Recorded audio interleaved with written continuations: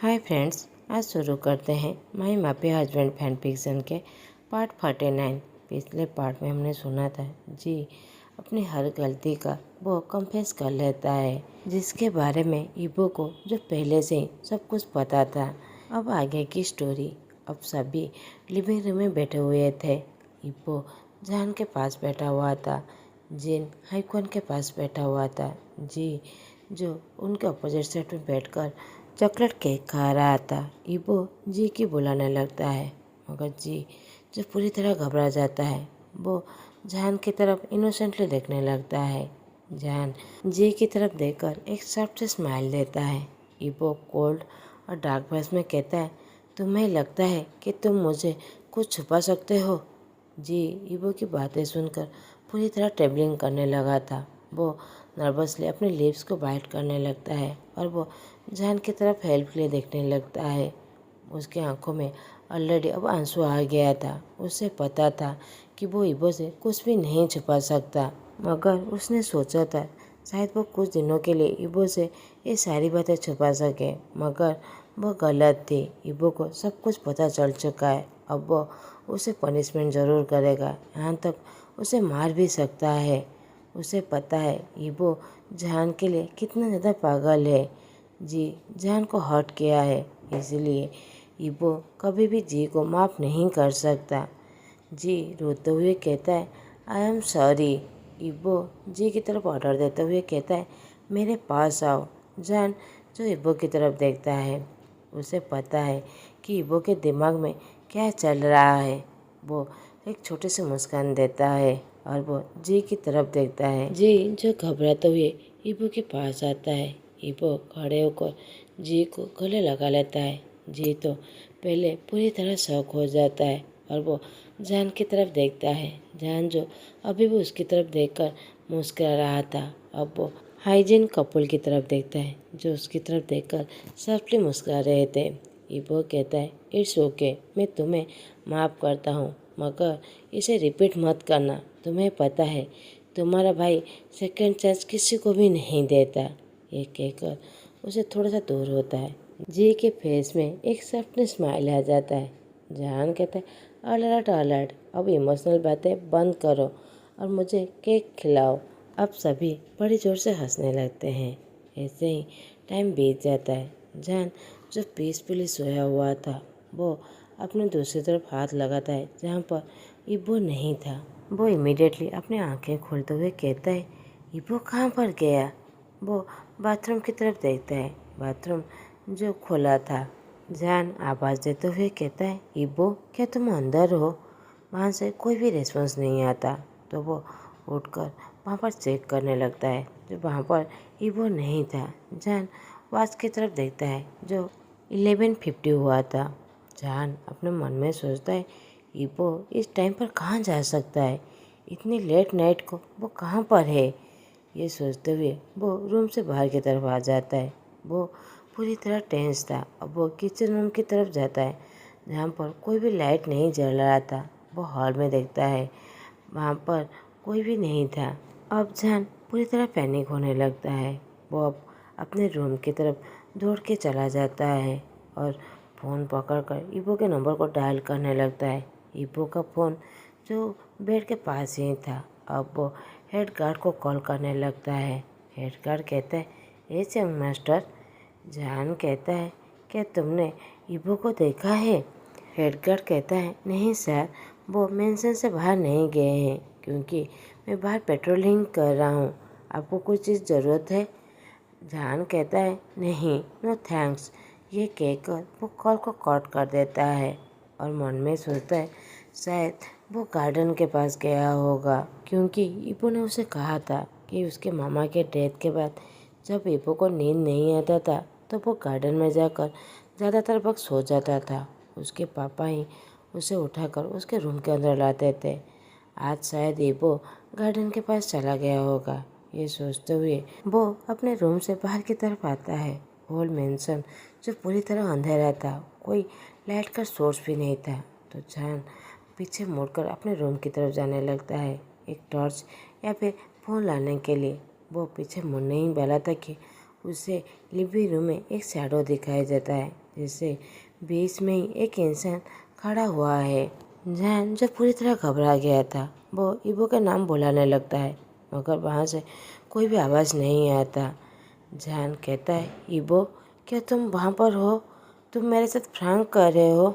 अगर तुम मेरे साथ कोई प्रैंक कर रहे हो, ट्रस्ट मी, मैं साव मेंशन चला जाऊंगा और मैं कभी भी वापस नहीं आऊँगा। जहान जो पूरी तरह घबरा गया था, उसी समय इबो बड़ी जोर से चिल्लाते हुए कहता है, नहीं बेबी प्लीज़। इसी समय लिविंग रूम की हर लाइट ऑन हो जाता है। जहान सारे घर की तरफ देखने लगता है। उसकी आंखें तो पूरी तरह बड़ी हो गया था। इबो सॉफ्टली स्माइल देते हुए कहता है, हैप्पी बर्थडे शाहजहान। अब सारे फैमिली मेम्बर जो सोफा के पीछे छुपे हुए थे सभी बाहर की तरफ आ जाते हैं। जहान विस्पर करते हुए कहता है, मेरी बर्थडे, और वो सभी की तरफ देखने लगता है। मिस्टर साव जहान को टाइटली गले लगाते हुए कहता है, happy birthday my boy, my beautiful son, my brave son, my cute son. ये कहकर उसके फोrehead पर किस करते हैं। जहान भी अपने डैड को गले लगाते हुए कहता है, थैंक यू डैड। जी एक्साइटेड से चिल्लाते हुए कहता है, नाउ बर्थडे बॉय, अब केक कट करो। उसके हाथ में एक नाइफ था और हेड गार्ड जो एक टेबल को पकड़ा हुआ था, जिसके ऊपर एक ब्यूटीफुल सा केक सजा हुआ था। इबो जहान को गले लगाते हुए कहता है, कम बेबी। ये कहकर उसे टेबल के पास ला देता है। जी जहान को नाइफ दे देता है। जिन कहता है, जहान अब विश मांगो। जहान अपने दोनों हाथ को जॉइंट करके अपनी आंखों को क्लोज करके विश करता है कि मेरे फैमिली हमेशा इस तरह खुश रहे और हमेशा साथ रहे। अब जहान अपनी आंखें खोलता है और कैंडल को ब्लो करता है। अब सभी क्लैपिंग करते हुए बर्थडे सॉन्ग गाने लगते हैं। जहान केक को कट करते हुए फर्स्ट अपने डैड को देता है, उसके बाद पीपो और बाद में सभी को देता है। अब जहान एक्साइटेड होते हुए कहता है, अब मेरा गिफ्ट कहाँ पर है? अब सभी सोफा के ऊपर जाकर बैठ जाते हैं। इबो और मिस्टर साव के बीच में जहान बैठा हुआ था। जी कहता है, जहान का ये मेरा गिफ्ट है। ये कहकर उसके हाथ में एक पेपर बैग दे देता है। जहान उस बैग को खोलकर देखता है, जिसमें एक छोटा सा बॉक्स था, जिसमें एक रिस्ट वॉच था। जहान मुस्कुराते हुए कहता है, थैंक यू जी। अब जिन जहान को एक पेपर बैग देता है और कहता है, ये मेरा और हाइक्वान का है। जहान जैसे ही वो बैग खोलता है, जिसमें तो ब्रेसलेट था, जहान बॉडी से स्माइल देते हुए कहता है, वाह ये तो बहुत ज़्यादा खूबसूरत है। ये कहकर वो एक ब्रेसलेट लेकर अपने लेफ्ट हैंड में पहना देता है। अब सभी मिस्टर साव, आंटी यू, रानी ली, हेड गार्ड सभी ने कुछ न कुछ गिफ्ट देते हैं, मगर इबो जहान को कोई भी गिफ्ट नहीं देता। अब सभी डांस करने लगते हैं, मगर जहान तो बस इबो का गिफ्ट ही इंतज़ार कर रहा था।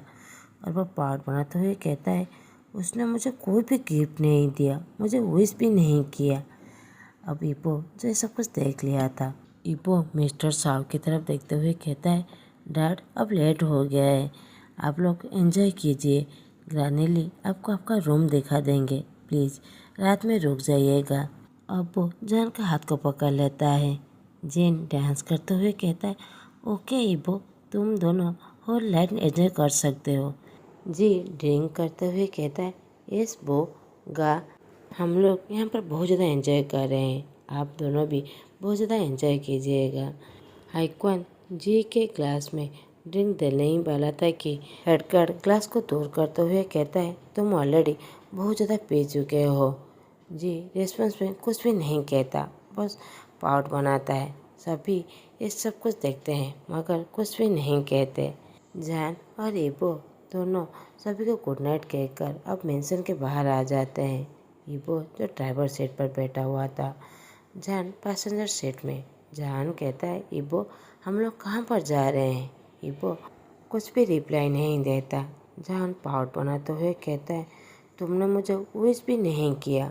इबो ने क्लियरली सुन लिया था मगर वो कुछ भी रिप्लाई नहीं देता। इबो मुस्कुराते हुए कंटिन्यू ड्राइव कर रहा था। जहान अब इरिटेट होने लगता है और वो अपने हस्बैंड की तरफ देखता है, जो कंटिन्यूसली हंसे ही जा रहा था। वो तो बस यही एक्सपेक्ट किया था कि इबो उसे सॉरी कहेगा और बर्थडे विश करेगा, मगर वो कुछ भी नहीं कर रहा है। 1 घंटे से वो बस ड्राइव ही कर रहा था। अब बाहर जो चारों तरफ अंधेरा था। कुछ देर बाद पानी की आवाज़ आता है। जान अब विंडो से बाहर की तरफ देखता है जो वो लोग बीच पर थे। वो कार के डोर को ओपन करते हुए कहता है, बाहर आओ। जान बाहर की तरफ आ जाता है और वो चारों तरफ देखने लगता है जो चारों तरफ पूरी तरह अंधेरा था, बस वहाँ पर मूनलाइट था। जान कहता है, इबो यहाँ पर तो पूरी तरह अंधेरा है, तुम मुझे यहाँ पर क्यों लेकर आए हो? इबो जान के हाथ को पकड़ते हुए कहता है, बेबी आओ तो सही। इबो अपने रिमोट पॉकेट से रिमोट निकालकर एक बटन क्लिक करता है। वहाँ के डेकोरेटिव देखकर जान तो पूरी तरह शॉक था। वो इबो के हाथ को छोड़कर वो चारों तरफ देखने लगता है जो हार्ट शेप में कैंडल लगा हुआ था और बीच में एक टेबल और दोनों साइड में 2 चेयर था जो यहाँ पर पूरी तरह डिनर सजा हुआ था। अब इबो जान के वेस्ट के अराउंड अपने दोनों हाथों लगाते हुए कहता है, हैप्पी बर्थडे वाइफी। ये कहकर वो उसके नेक पे किस करता है। अब जान के आंखों में आंसू आ गया था। वो इस पर करते हुए कहता है, इबो, और वो उसकी तरफ देखते हुए कहता है, थैंक यू इबो। ये कहकर वो उसके लिप्स पर किस करता है।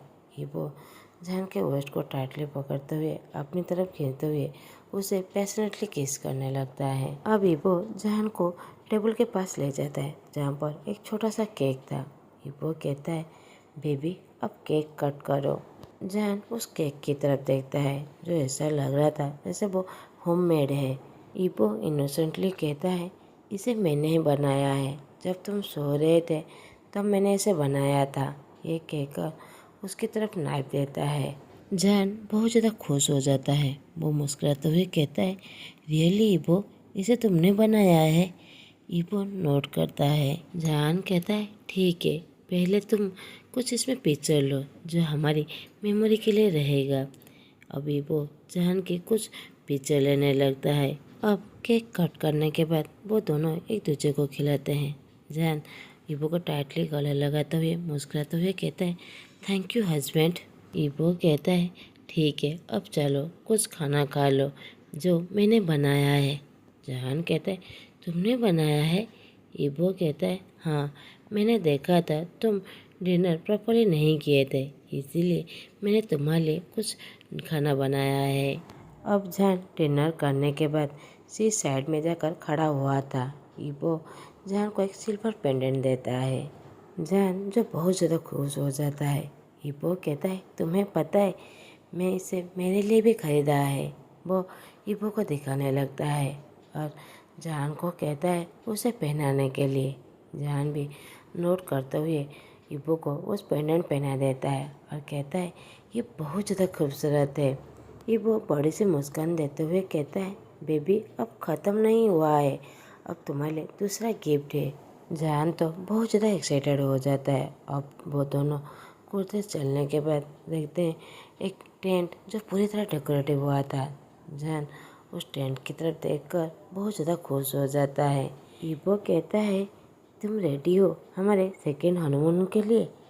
जान पूरी तरह ब्लश होते हुए कहता है, इबो ये बहुत ज़्यादा ओपन प्लेस है। इबो कहता है, यहाँ के चारों तरफ मेरी सिक्योरिटी है, यहाँ के 1 किलोमीटर डिस्टेंस में कोई भी नहीं आने वाला है, यहाँ पर बस हम दोनों ही अकेले हैं। जान कहता है, तुम श्योर तो हो ना?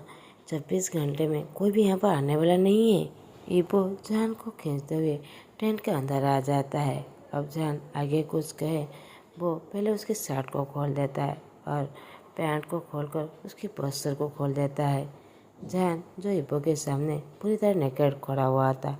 इबो डीपली वॉइस में कहता है, तुम बहुत ज़्यादा खूबसूरत हो। जान बहुत ज़्यादा शर्माने लगता है। इबो जो उसकी तरफ बस देख रहा था। जान पूरी तरह ब्लश करते हुए कहता है, अब मुझे करना बंद करो, ये पहली बार नहीं है जो तुम मुझे इस तरह नेकेड देख रहे हो। इबो ऊपर से नीचे की तरफ देखते हुए कहता है, बेबी हर वक्त मैं तुम्हें जितने से देखता हूँ तुम पहले से बहुत ज़्यादा खूबसूरत दिखते हो। ये कहकर वो जान को बेड पर लेटा देता है और वो उसके ऊपर आ जाता है।